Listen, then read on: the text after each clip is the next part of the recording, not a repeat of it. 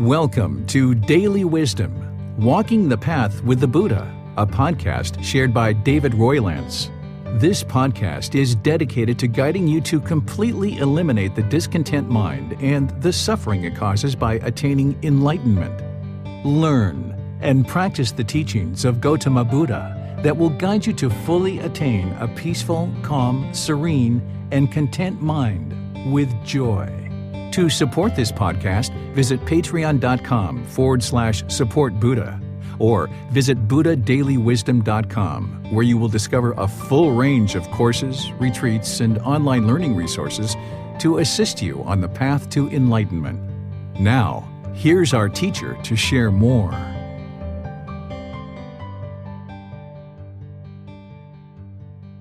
Sawadee Kap. Hello and welcome to Daily Wisdom, Walking the Path with the Buddha. Today is Wednesday of our group learning program, which means we're going to be doing Breathing Mindfulness Meditation and helping you to deepen your practice. We come together on Wednesdays as part of our group learning program to either focus on Breathing Mindfulness Meditation, Loving Kindness Meditation, or Buddhist chanting. And we've been really focusing on meditation mostly because this really helps to train the mind. And we've done many classes over the last 3 or 4 months to walk you through this path to enlightenment using the book, Developing a Life Practice, The Path That Leads to Enlightenment. And this is a book that you can download for free, or you can get printed copies through Amazon if that's something that you like, or you can even just take the PDF and print it yourself. So this program on Sunday, we use the chapter of the book in order to do a full talk to help you further understand the content in the book and give you a chance to ask questions. And then on Wednesdays, we focused on practicing meditation or Buddhist chanting as a way to come together as a group, encourage each other, support each other, motivate each other, and help you to get any kind of insight on your meditation practice as you're building this consistent daily practice of 2 to 3 meditation sessions a day of 30 minutes or more.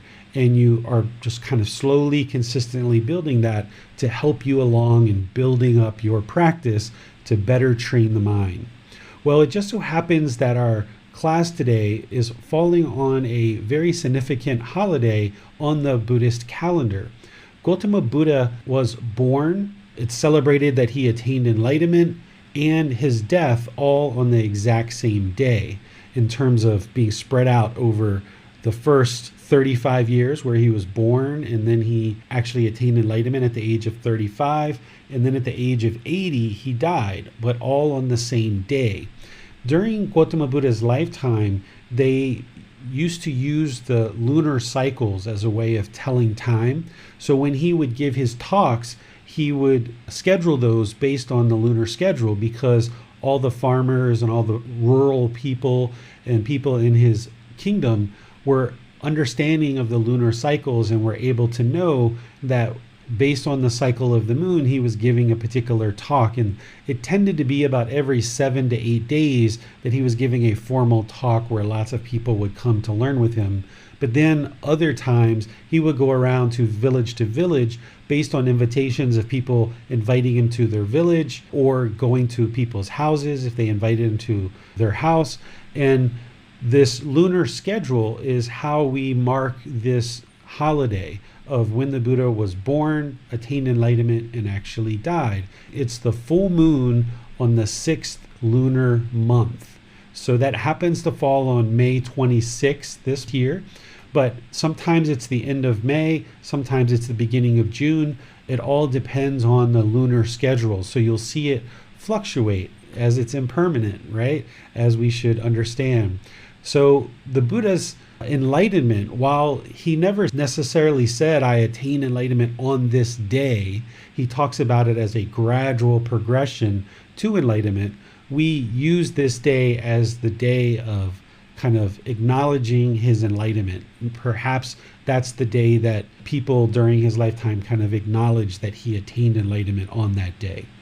So in Thailand, we call this Visakha Bucha Day. This is the Thai way of referring to it. But I think most widely people refer to it as Viska Bucha Day, Vesak. but in Thailand they spell it a bit differently and pronounce it a bit differently.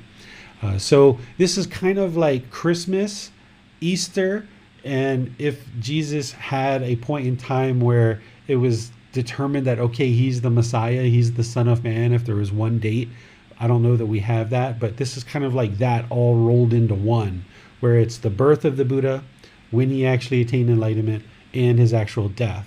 So it's all of these together, all in one holiday. And what people will tend to do is they will tend to spend time with families, at least here in Thailand. They will spend time with their family, eating, talking, spending time together, which is kind of a common thing in Thailand every day. But then they will typically also go to their local temple. And each temple will have either a main building, a main structure, which we call a sala, or there'll be some kind of pagoda or what we call a stupa. And people will light candles, they will have lotus flowers, they will light incense, and they will hold them and they will walk around the sala, or they will walk around the stupa or some other object. They will walk around 3 times, very calmly, very patiently, holding the incense, the flower, and the candle. And you'll see large groups of people, thousands of people at a lot of these temples, just calmly, patiently walking around 3 times. And whenever you see the number 3 in Buddhist teachings, it's relating to the Buddha, his teachings, and the community. In Pali, they refer to this as the Buddha, the Dhamma, and the Sangha, or the triple gem. So that's why they'll do it 3 times around in a circle. So if you guys have questions on this holiday, you're welcome to ask those now. I thought I would just share a little bit of it with you so that you understand a little bit of it, because it is the most significant holiday as part of Buddhist teachings. I'm not sure that everyone was aware of it. So if you guys have any questions, I'll just open up to that through Facebook, YouTube, and Zoom. You can put your questions in the comment section, and our moderators, Manal, James, and Bassam, will see that and get them asked during the class. And anyone in Zoom can electronically raise your hand. And then after we handle any questions, we'll just go right into our guided meditation. Hi, David. I was wondering what, if anything, this holiday has an effect on our practice. For me, I really don't pay attention to all these holidays. I think these are times where, for people who maybe are not practicing so closely or not really close to the teachings, they might kind of use it as a time to kind of ignite their practice and get a bit closer to it. For me, one day is just the same as another day in terms of it's always the Eightfold Path, practicing the Eightfold Path. There's no special thing that I necessarily do on this day other than to know that it's a certain day. I always have appreciation and gratitude and respect for Gotama Buddha for sharing his teachings and all the hard work that he did for 45 years to actually share his teachings, and the effort that he went through to attain enlightenment on his own. That's an enormous amount of effort to be able to do that on your own. So I've always got gratitude, appreciation, and respect for him. And I imagine that most people who are practicing his teachings do, because they know the real impact that the teachings have made in their life. But I think for people who maybe are farther away from the path or not as involved in the path, this can be a time to kind of ignite some appreciation and gratitude and respect. Maybe a time to go to the temple if you really aren't around the teachings very much. It's kind of like that one time a year you go to the temple. And if you happen to stumble into a talk by a monk who is doing a Dhamma talk or a talk on the teachings, or they're doing some meditation, or you happen to connect up with some other people that lead to you getting closer to the teachings, then that's all great. But for folks like us, I think that most of you guys are meditating regularly, daily, that you're reading the teachings, you're practicing the teachings, you're aspiring to continue to build your practice. I don't know that one particular day like this is going to be any different for you than any other day, because the idea is to bring the mind to the middle where you're practicing this Eightfold Path every day, every breath, every moment. And just knowing that this is when the Buddha was born, attained enlightenment, and died, I think that it just kind of acknowledges our master teacher for his dedication and commitment to sharing these teachings. Thank you, David. Let's go to Josh now, who has his hand raised. Hello, David. I guess the one question I have is it normal or acceptable to wish someone a happy Buddha Day, as in the same way you'd wish someone a Merry Christmas or a Happy Easter? I see a lot of people doing that online. There's no rules of what people should or shouldn't do. Some people try to look at the Buddha's teachings as rules, but I don't look at them as rules. I look at it as guidance and teachings that when you learn it, it leads to enlightenment. So there's no rules of what one can and can't do or what you should or shouldn't do. There's plenty of people who wish each other Happy Buddha Day or Happy Visca Bucha Day, or the way that the Thais pronounce it, Wisaka Bucha Day. So if you'd like to, you certainly can, and that's your choice, as an individual practitioner. So there's some people who do that and some people who don't. I've never wished anybody a happy Buddha Day, but it doesn't mean that you can't. Other people do. So it really comes down to your own personal choice. Thanks, David. So it seems like in general, day can be a nice reminder for us to practice and to have an appreciation for the Buddha and his teachings. But beyond that, it's a day just like any other. For me, yes, it's, all these holidays. On the Thai calendar, there's 17 holidays here. So there's a holiday quite often, quite frequently. And there's certainly things like on Mother's Day and Father's Day that we do as a family. But, even in terms of like Christmas and Easter and all these things, when I was living in the U.S., I never really celebrated them, not because I was anti-Christmas or anti-Easter, but it's just that our life practice should be our life practice. It should be the same every day, that we should be loving and kind and compassionate and generous and polite and kind, friendly, respectful. And the thing that I like about the holidays is that people are off work and you get to spend more time with family. Particularly when I was in America around the holidays, it's really nice because things kind of slowed down and gave us more space to spend together as a family, because that's really what all this is really all about, right? Is learning and practicing these teachings and training the mind is so that we can spend time with other people and enjoy our interactions with each other, not so we can do more work. We create this optimized mind that's in the middle that has focus, concentration, deep memory, clarity of thought. Sure, that helps us in our profession and it helps us in our work, but I don't know that anybody would necessarily say that, they're training their mind so that they can work more. It's coming together with your friends and family and neighbors and other people.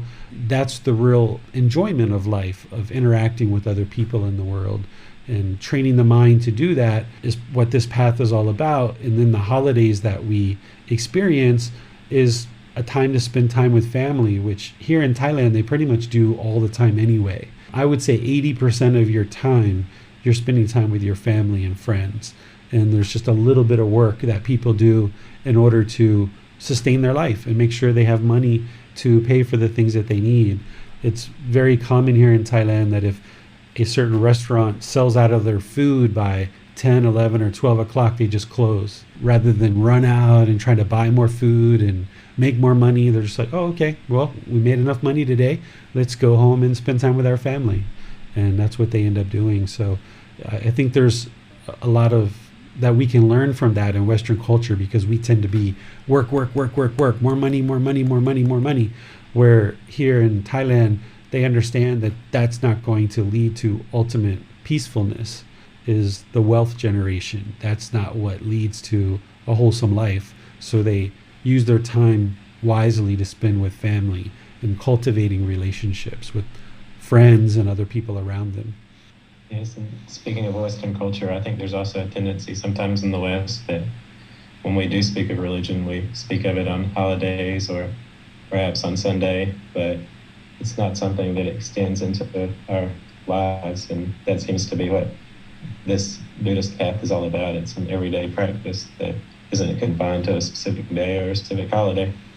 Exactly. And, as more and more temples are spread throughout the world, or as you guys become aware of temples in your community, I have a feeling that they probably hold events around this holiday, and considering this year it falls on a Wednesday, what you will typically see is, the weekend before and the weekend after, they will hold events typically in Western places. Here in Thailand, on the actual day, because they will be off. The government closes on today, the schools close, all those different things happen so that on the actual day people close.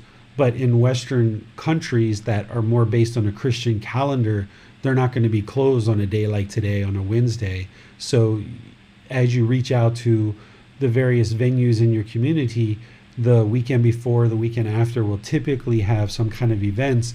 And one of the things that I observe, like in America, is there's oftentimes in a place like LA where you live, James, there might be 3, 4, 5, 6 temples that are Thai.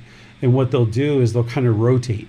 For like me in the Washington, D.C. area, we had 3 or 4 or 5 different temples. So for like the Thai New Year or certain major holidays, it would be one weekend at one temple, the next weekend at another temple, the next weekend at another temple, because it's the same people that kind of go to all these things. So they would kind of hold it at different temples and move it around.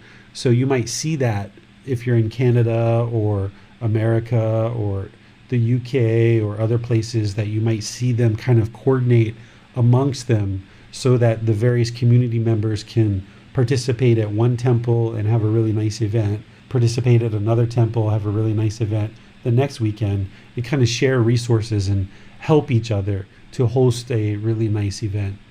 I was just wondering, David, what would these events typically consist of? Each venue is different, each temple is different, because it really depends on the leader of the temple. We call that person an abbot in English. In Thai, we call him pra ajan, which means like master monk. And each temple has a master monk or an abbot. And then all the other monks are kind of like his students. And the lay people that come to that temple are seeking guidance from that master monk. Just like you guys seek guidance from me as your teacher, that master monk at that temple would be the master teacher for that community, and whoever chooses to go there, whether you're ordained or a household practitioner, are going to be learning from that person. That person and the members of that community will decide what is going to be happening on a particular holiday. And it really comes down to how deeply they are steeped in the Buddha's teachings, because a lot of places they don't understand that there are no rites, rituals, ceremonies, and worship as part of the Buddhist teachings, and they might be really far away from the Buddhist teachings. So you might go into some of these venues and they're doing rites, rituals, and ceremonies as part of this holiday with lots of chanting and different shamanistic, type things, or certain folk traditions and things like this are going on. Or if you end up going to a temple where the master monk is really deeply steeped in the teachings and either enlightened or close to enlightened, you might see them doing talks on the teachings and actually sharing the teachings and helping the members of the community to learn the teachings and progress in their practice. And you can see a lot of things in between as well, depending on what people understand. For you guys, you're getting these teachings through the books that I share, the Developing a Life Practice, and these whole series of books that I'm now publishing, the 13 books. You would think that everybody in the world has access to this stuff. You would think that every temple would have the teachings of the Buddha, like right there available for everybody. But in reality, that's actually not the way this works at all. The way that we think is we think about like the Christian background, where there's just one little book, there's a Bible, and not only does every church have tons of them, but they're also in every hotel room, they're in airports, they're everywhere. Well, the Buddhist teachings are big, thick books. They're 45 volumes of books, and they're in a language that most people don't understand because it's no longer a spoken language. So the reason why you see such a wide variety of things happening at these various temples is that not every temple has access to the teachings or has taken the time to find the teachings and bring them into their community in a way that's practiced in terms of being able to progress on the path. A lot of what's shared in these temples are just shared through the oral tradition of being passed down from one person to the next over multiple generations. And this is how impermanence has made its way into the teachings. And you see these significant changes that people have made to the teachings. And this is why we don't see massive numbers of people attaining enlightenment in today's times, because through 2,500 years of oral teachings, people have kind of lost and gotten farther and farther away from the teachings. So what I've done is gone back to the original source and said, okay, I'm going to base everything that I'm doing in terms of my own practice based on what the Buddha actually taught from the actual source. And when I got these source books, I didn't believe anything that was in the book. I instead practiced it to see if it was actually true. So everything that I do and everything that I teach, it's in the Pali Canon, which is the original source teachings. I then practiced that to see that it worked for myself. I then shared that with students, and then they're reporting that it's working for them. And then as I meet Thai people here and there in the community, they often ask me what I teach. And when I share with them what I'm teaching, they're like, oh, that's the same thing that we're learning from these really well-known monks that we know are enlightened. The community knows they're enlightened, and we consider them to be enlightened. They're teaching and you're teaching the same thing. So I confirmed everything those 4 ways is from the original source text, from my own practice first to see that it actually worked. When I know that it worked for me, then I know it's going to work for the students, so I shared it with them. And then Thai people confirm that, yeah, this is the same teachings that they know of as being the enlightened teachings and the teachings from the Buddha. But even here in Thailand, from temple to temple, you don't see the same teachings from one temple to the next. So this is why each event that you go to in a particular temple is going to be very different. In America and probably Canada and the UK, not only do you have kind of like a building that's going to have monks that are either chanting or sharing the teachings, they will typically set up vendors that will sell Thai food, and they will have Thai cultural dancing and traditional Thai music and things like this to bring a bit of the flavor of Thailand into places like California or Washington, D.C. or Florida or other places around the world that have Thai temples. They'll kind of bring some of that cultural stuff into the community. But here in Thailand, it's just lots of people showing up to a temple. There's usually monks that are set up somewhere providing personal guidance if anybody asks them questions, or they might be doing a big talk. And then there'll be people that'll be walking around the stupas or the sala in order to kind of acknowledge the holiday. So everywhere is very, very different depending on where you go. And the more you know about the teachings, you can observe that when you go to the actual temple, you can see how closely are they practicing based on what the monks are doing and based on what the lay people are doing or the household practitioners are doing. Thank you, David. Let's go back to Josh now. Hello, David. I've looked into some of the temples in my area, and it seems that most of them are of a Sri Lankan origin. So I'm not sure which lineage of Buddhism they're practicing, if it's the Theravada or if it's different, or if the teachings are essentially the same across all lineages. All the different traditions are very different, and even within the different temples within a particular tradition are all very different. It really comes down to the master teacher at each temple and the community there that is gathered. Sri Lanka is a Theravada Buddhist country, but I'm sure there's probably Mahayana and Vajrayana Buddhism that are there as well. But typically Sri Lankan temples are going to be Theravada Buddhist temples. But again, it's going to come down to how close the leader of the temple understands and is practicing the teachings. For me, I visited well over 200 temples throughout America and Thailand. And out of all those temples, I only ever found one temple that's really practicing the teachings very, very closely to the way that the Buddha actually taught. And that's where these books, the Buddha Vajana books, come from, is that temple. And that's the reason why they're practicing so closely to the Buddhist teachings, because they're going back to the source text, where the vast majority of the temples that I ever visited, they're still living through the oral tradition. And this is why you see a lot of rites, rituals, ceremonies, folk traditions, things like this. But I would suggest to visit the places and see what you experience when you go there, because you never know, depending on who is at that temple and what they're experiencing.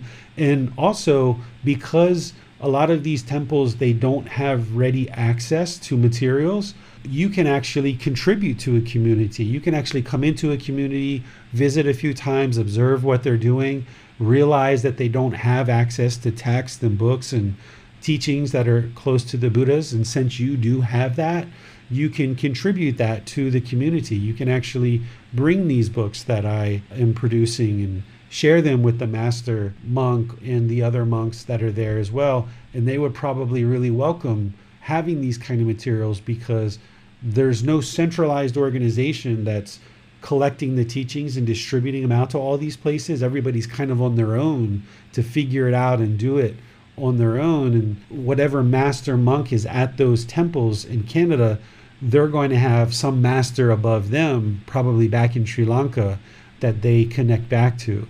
And depending on how open they are to learning, I'm sure they're servicing other Canadians, and those Canadians would probably be interested in, these kind of books that I share, and that could be a contribution that you bring into the community. Thank you, David. That seems to be all the questions we have for now. Okay, so let's go ahead and do our meditation together then. So as we do each day when we're practicing breathing mindfulness meditation, just go ahead and take your position, whatever meditation position you like, either seated, lying, or standing. We're just going to go right into doing guided meditation, since you guys have been studying now for quite a while and have a bit of that background. So no need to really talk a whole lot about what we're doing other than to just actually do it. So once your lower body's comfortable and your upper body's nice and erect and your hands and arms are comfortable, just close the eyes and start breathing in through the nose and out through the nose. Nice natural breath. Breathing in and out.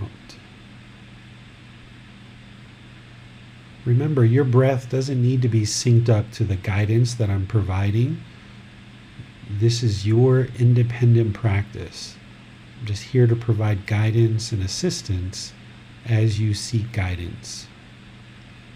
So breathe in through the nose and out through the nose. Experiencing the full breath on the inhale, nice and steady, and the exhale.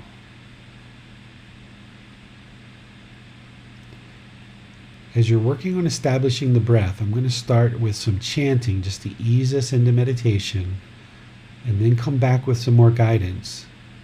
If you're familiar with these chants and you would like to participate, feel free to chant along.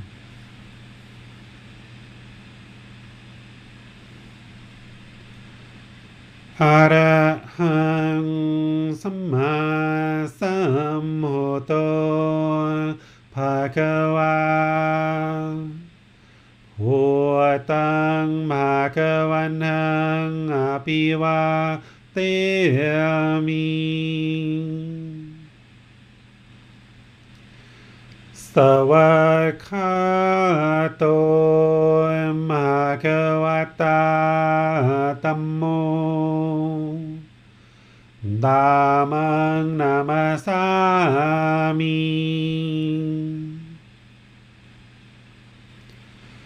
Supatipano Bhagavato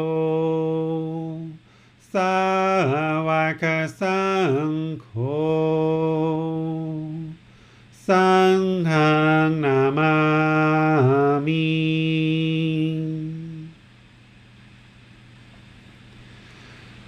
นะโมตัสสะภะคะวะโตอะระหะโตสัมมาสัมพุทธัสสะ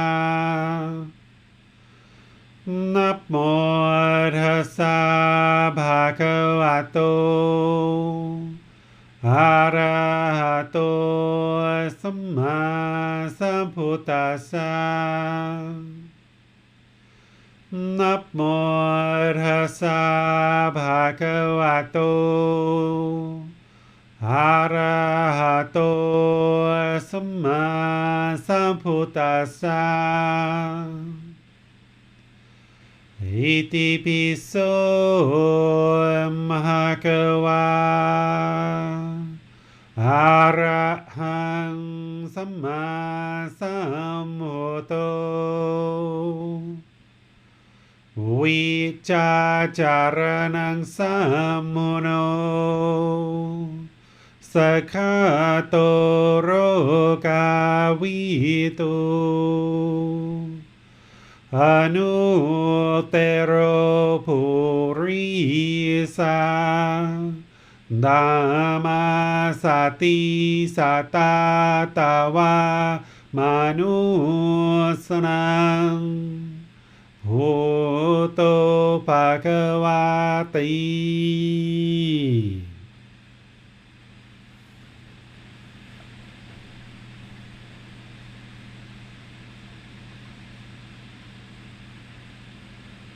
Okay, you should be breathing in through the nose and out through the nose. Nice, steady, consistent breaths. The breath shouldn't be forced or controlled, just a nice, gradual inhale through the nose, experiencing the full breath. Then transitioning to the exhale, nice and steady. Fixating the mind on the sound of the breath or the sensation of the air moving into the nose. Breathing in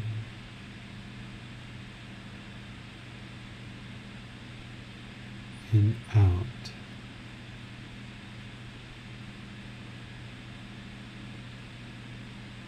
And breathing in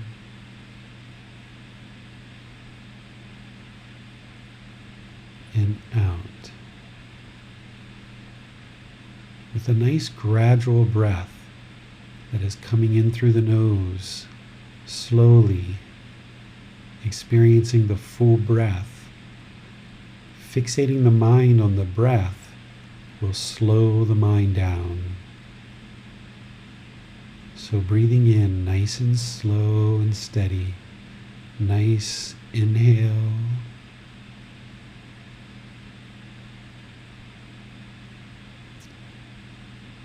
And exhale.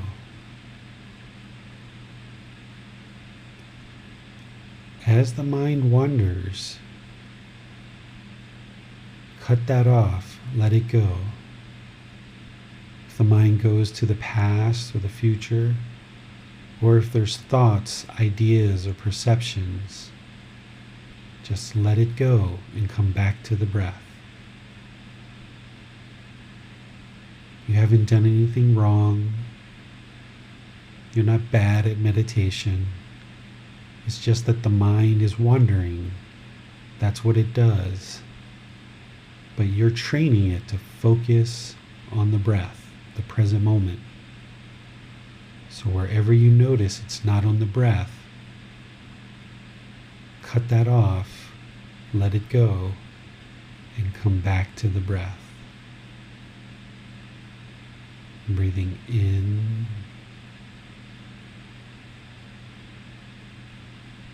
and out.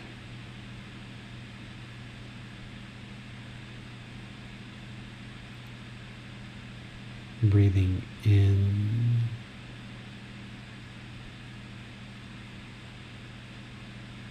and out. You're not working on eliminating thoughts. You're working on quieting the thoughts. You're developing mindfulness or awareness of mind so that when the mind becomes aware that it's off the breath, then you're eliminating the craving, desire, attachment of the mind longing for the past, the future, thoughts, ideas, or perceptions. The mind is a master at craving, desire, attachment. You're training it to be in the present moment, fixated only on the breath. Breathing in and out.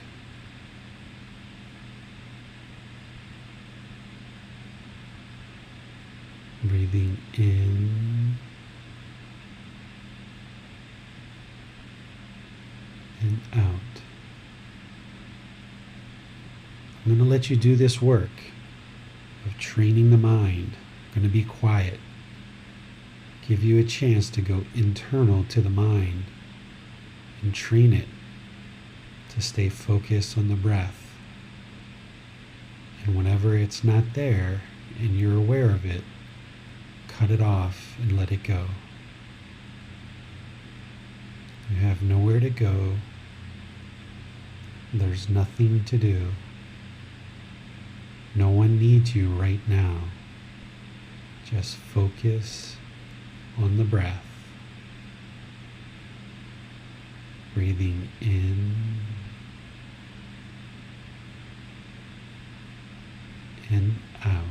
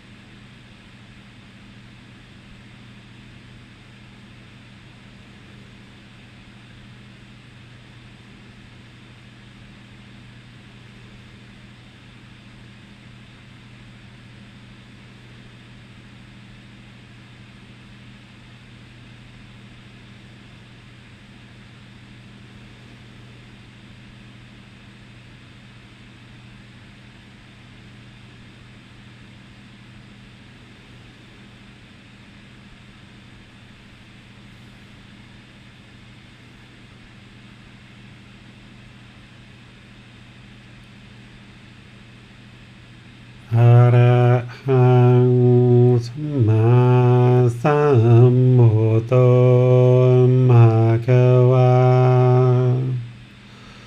พุทธังภะคะวันตังอะภิวาเทมิสวากขาโตภะคะวะตาธัมโมธัมมังนามาสามิสุปฏิปันโนภะคะวะโตสาวกสังโฆสังฆังนามามิ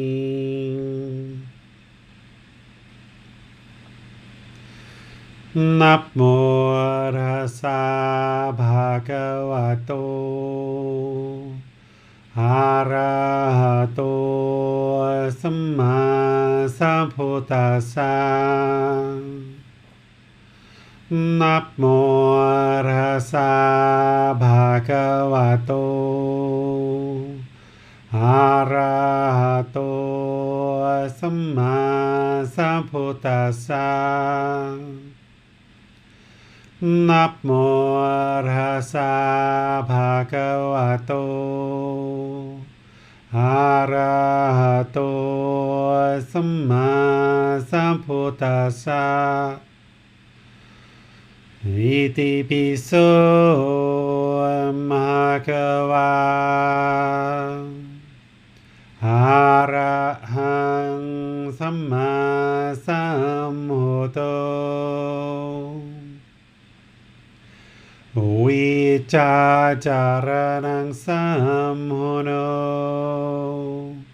สัคขะโตโรกาวิโตอนุเตโรปุริสานามาสติสัตตาตาวามานุสนังพุทโธภะคะวะติ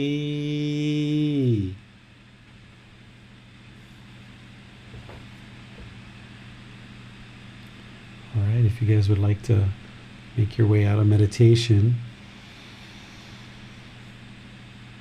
All right, looks like we were meditating for about 30 minutes, which is just about ideal. Just building up to a 30-minute meditation. That's starting from when I first went into meditation position, including the guidance and the chants and everything. But, giving yourself a good 30 minutes per session is where you'd like to be. And for any of you guys that are interested in kind of a refresher on breathing mindfulness meditation or loving kindness meditation or chanting, I recently created 3 playlists on our YouTube channel. That one is got select videos and different things that I've done about meditation. Breathing mindfulness meditation is one playlist, loving kindness meditation is another, and then Buddhist chanting is another. And you can go through those few videos that I put together in a playlist as a way of kind of ramping up your meditation practice. So that's something that is new that I've added into our YouTube channel just recently. So feel free to use those. And I think most of you guys know that now there's a link on our website that has all the books that I'm working on. And 2 of them are in pretty much final format, and they can be downloaded from there, or you can get the printed version. And the other ones are in a preliminary release. I haven't put my teachings and my thoughts into those other kind of 12 books or so, or 11 books, but that's something I'm going to be working on over the next few years. And as I do, I'm going to be publishing them, and I'll make sure that you guys are aware that a new book has come online.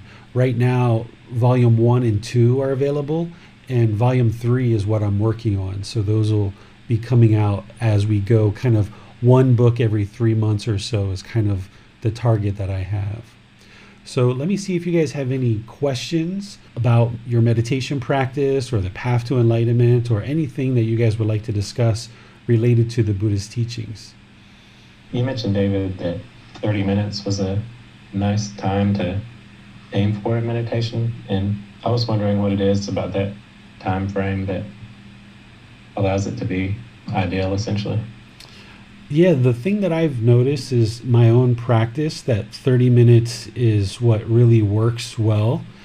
When I've started out and I started meditating, of course I was meditating for a minute or 5 minutes or something like this.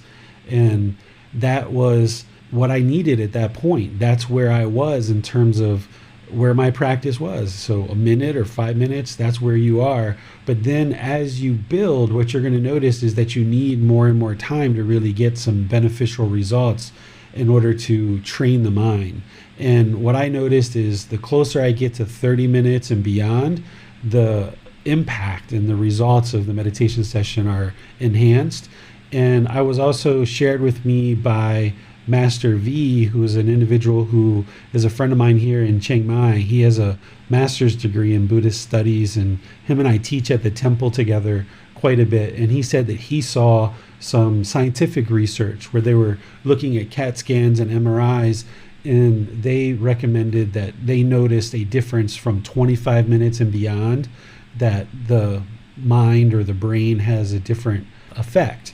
So what I've always observed is kind of 30 minutes and beyond, and then it looks like there's scientific research that's now being published that supports that.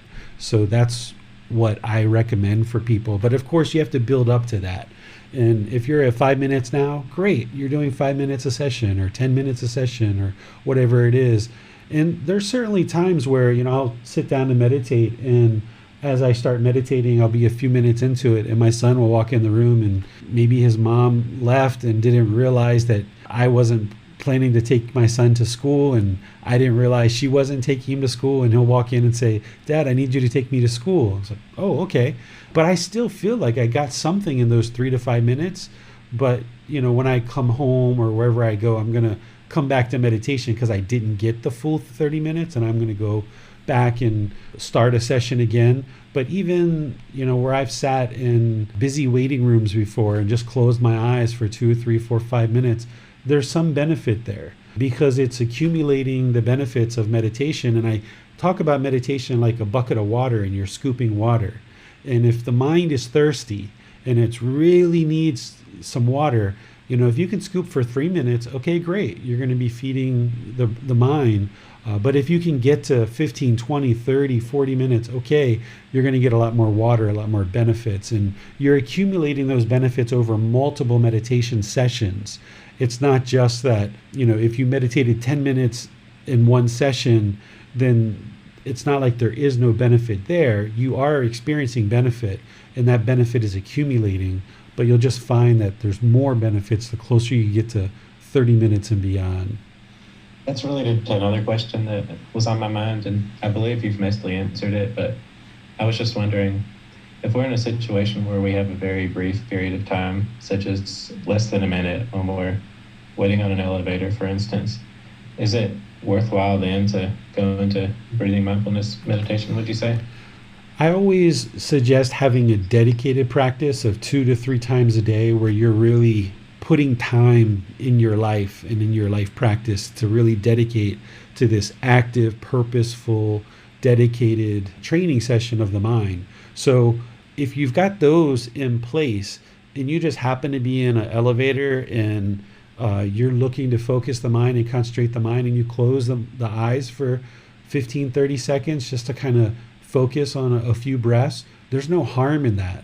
But just be sure that you've got your anchor points of your real dedicated practice where you're actually meditating.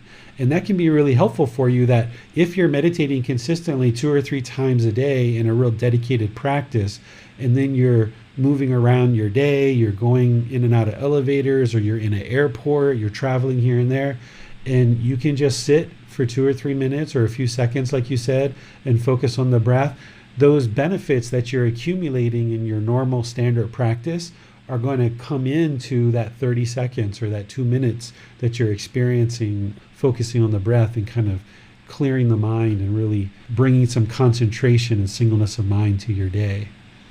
Thank you. I had one other question. You mentioned in the chapter on meditation that it's much easier to cut off craving rather than to find our mind polluted with it and addressing it then. Well, if for some reason our mind has become polluted with it, what advice do you have in that situation? Same thing, you still need to cut it off and let it go. But the sooner that you catch it, the better. Because that's why we have the 4 foundations of mindfulness, which are being aware of the bodily sensations, being aware of the feelings, be aware of the condition of the mind, and then the mental objects. And as you go further and further into that, the mind is much harder to change and affect change. So like a mental object is some like ill will or hatred that's like so well rooted in the mind, like what we just experienced in our Zoom call, right? Like to uproot that anger and hatred that we just observed is going to take a lot more practice and dedication, because it's been formed over many years of this being rooted in the mind. Whereas if, as you're working on developing your practice, if you become aware of the arising feelings sooner and sooner and sooner, when it's either just a feeling that comes into the mind and you can feel the frustration, or you can feel the sadness, or you can feel the boredom or the guilt or shame coming into the mind, that's better than affecting the condition of the mind or mental objects. But where you really would like to get to is where you observe the bodily sensations. That prior to anger, for example, coming into the mind, or prior to irritation or frustration or guilt or shame or boredom or loneliness or any of these discontent feelings that we know about and that we experience and that we study about, there's going to be bodily sensations that happen prior to the feelings actually coming into the mind. And you've got to tap into that more and more and more. And that's where your meditation practice is helping you to do that. And when you become aware of the bodily sensation and you start feeling just a little bit of heat in the feet or in the legs or in the belly, and if you can feel that bodily sensation, it hasn't polluted the mind yet and it hasn't become feelings, and you can cut it off there, that's like ideal. And this is what the Buddha talked about cutting it off at the stump, or obliterating discontentedness at the stump. Because when you cut it back sooner and sooner like that, observing those bodily sensations, you're getting closer and closer to enlightenment, and you're really making some great strides. Because we all experienced from birth until now, we experience these bodily sensations, these feelings affecting the condition of the mind and forming mental objects in our mind. But we just weren't aware of this process that was happening. The Buddha's teachings make us aware of this process that's happening, so that once you're aware of it, then you can apply the remedy or the antidote, which is applying right effort to eliminate the unwholesome qualities and arise wholesome qualities. And when you're training the mind to cut off during meditation, then in daily life, when you're experiencing those bodily sensations, that's where you can cut it off there. But if you didn't catch it there, and as you're saying, it does come into the mind and it becomes feelings, then work on cutting it off there. And sometimes it requires really moving the mind into a different environment. So let's just say like you're at home, you've been there for a few days, and you start feeling boredom come in. Sitting there on the sofa and trying to cut off the boredom oftentimes isn't going to be effective. So what you may need to do is get up and go clean the bathroom and just change the activity, or get up and go for a walk outside, or get up and go grab a bike and go for a bike ride, and just changing the activity rather than just sit there and dwell in the boredom. Take some action, take the effort, use that enlightenment factor of energy to get up and go do something. Or if you're feeling anger and you're in a conversation with somebody and you're starting to feel frustration and anger arise, if you can cut it off with bodily sensations, great, that's like ideal, but you might not be at that point in your practice. So what it might require you to do is say, you know what, Bob, give me one moment, I'll be back. Or give me a moment, I need to go address something. And you might just need to walk away from the conversation, because maybe the conversation is arising anger in the mind, and you're starting to feel it as bodily sensations, it comes into feelings, you know it's not being produced by Bob. Even if Bob is being hateful and vindictive and aggressive with you or whatever, you know that that's their practice, but you're allowing it to affect your mind. And if you notice that it's coming in as feelings, it's better to just completely walk away from that. And that might be what you need to do to apply right effort in that moment and use the enlightenment factor of energy to step away. And that's what you need. As you practice more and more and your mind becomes more and more well trained, you can sit there like somebody, I think Josh and Donna asked me on Sunday, if somebody was yelling and hollering at the Buddha, no matter what they said or how they said it, an enlightened being can just sit there and not be affected by it whatsoever. But that's an enlightened being. You guys are all in the process of that. So that's where you have to have your awareness of mind, and you have to understand where you're at in your practice and know that sometimes you may need to just walk away from the conversation. And that's the best thing to do in order to calm the mind and relax it and let it settle. And that is part of cutting off the thoughts. That's part of practicing right effort. That's part of practicing the enlightenment factor of energy to move the mind away from whatever you're experiencing. And you could also relate this to the Buddhist teachings on protecting your doorways to discontentedness, or the Buddha also described it as guarding your doorways to discontentedness, because discontentedness is going to come through the eyes, the ears, the nose, the tongue, the bodily contact, or the mind itself. So if you're in a conversation where you're hearing sounds, somebody's speech, and you're hearing things that are creating discontentedness in the mind, you know that that's your own mind doing that, and it's coming from this sound. And maybe the best thing to do is just to step away so that you no longer hear that sound. And that's part of protecting the doorways to discontentedness. So there's ways that you can practice like this. And then as the mind becomes more and more well trained, then things just don't even affect you that happen. I suppose that's also a great example of how there's no one answer, and we have to, along with working with a teacher, investigate the ways in which our mind can address these situations, essentially. Yes, exactly. There's multiple solutions. There's always more than one way to practice. It's not this permanent fixed thing that if somebody says something hateful, you walk away, right? That's not always the best thing to do. If you try to create rules, like we were talking about at the beginning, I've never looked at the Buddhist teachings as rules.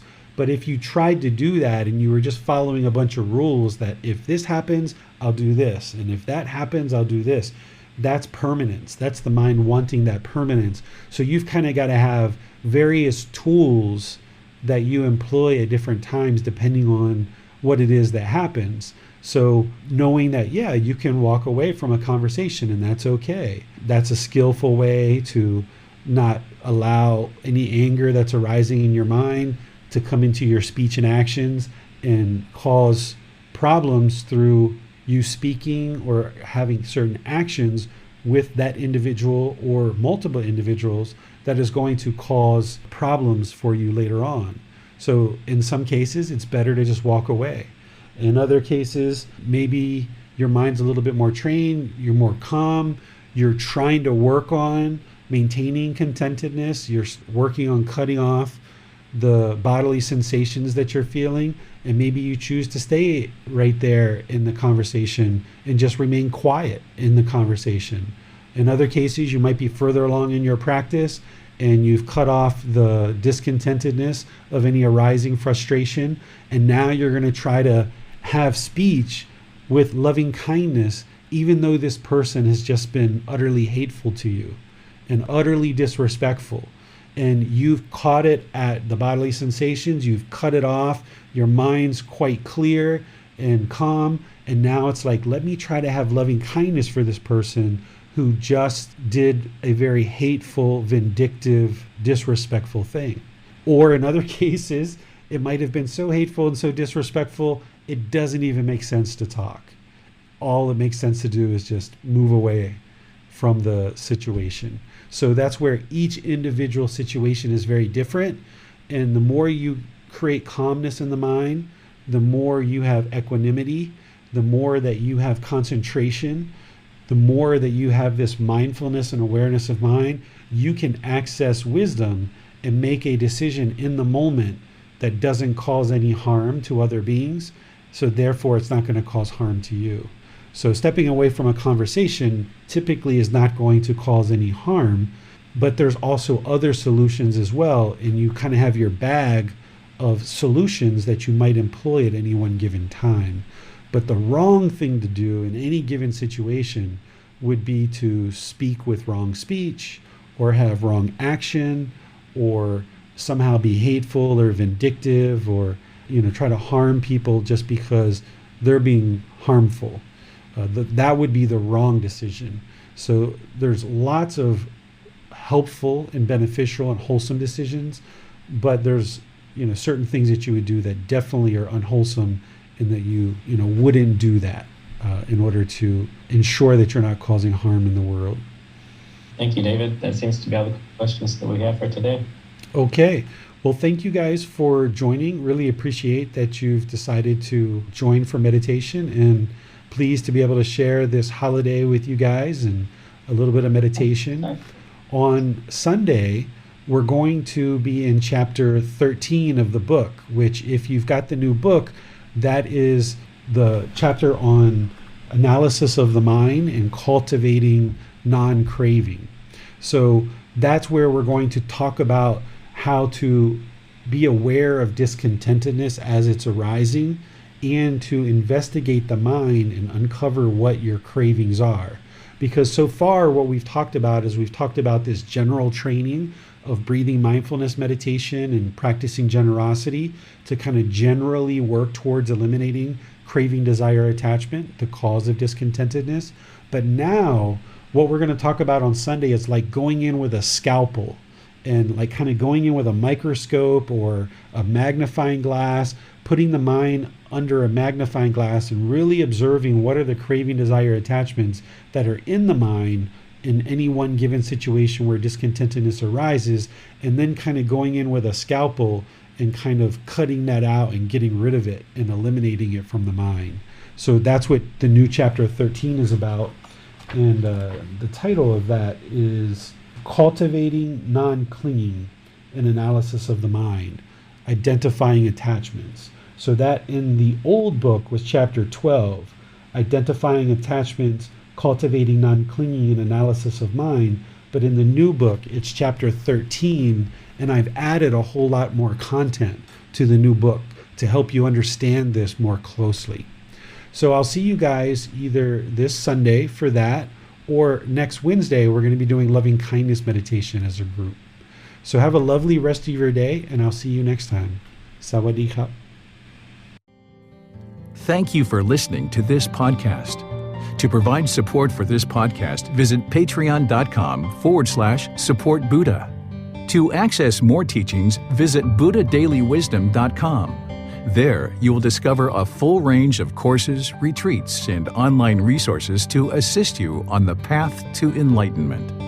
Remember to establish a daily, consistent meditation practice, along with learning and practicing these teachings. A well-developed meditation practice is the foundation in which to train the mind to attain enlightenment.